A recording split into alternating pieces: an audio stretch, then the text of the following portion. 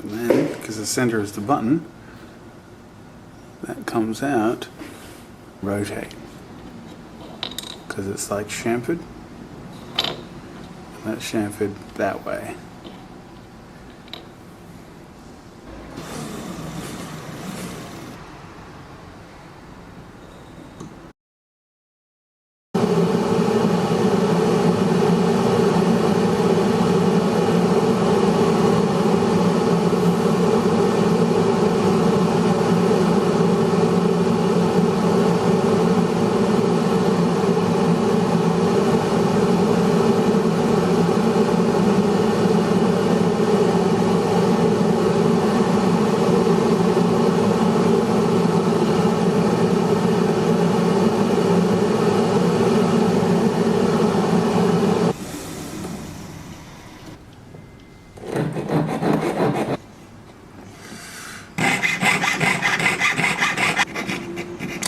How to make this incredibly complex ring.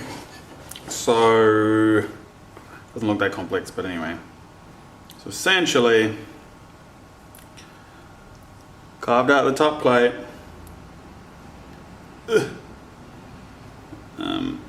So if I just pull it apart, so we've got a bottom plate under there. That's kind of the seat for the center button. Drilled a few holes so that I can rivet the middle plate ring in order for that to hold down the outer plate so that rotates without me having to solder it if I have to make it again. You wanted to make parts and platinum later on or something. Got this hole up here, and that's for the spring to hold in to keep this from moving. So that spring will be riveted to the back there, and that will go through that hole like that. This is like a bit of steel. That'll go through that hole, and it'll hold the top ring, like there'll be a hole on the underside of the top ring which will hold it in place. And this spring holds the button flush, and then you push the button down. You're perfectly flush to the plate.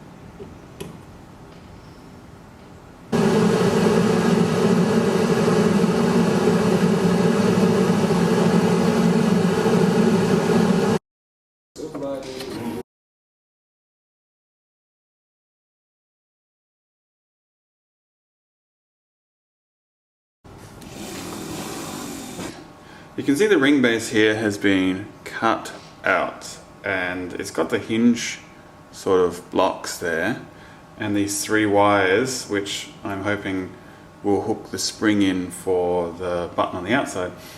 So anyway, I had a bit of trouble with this, right, because I just put a hinge on, forgetting that I needed like that U shape cut out so it could bend around that little bit there. And I'll show you what I mean. Like if it just goes straight down as a block, then this just kind of stops. It just kind of goes, and it just sort of stops there.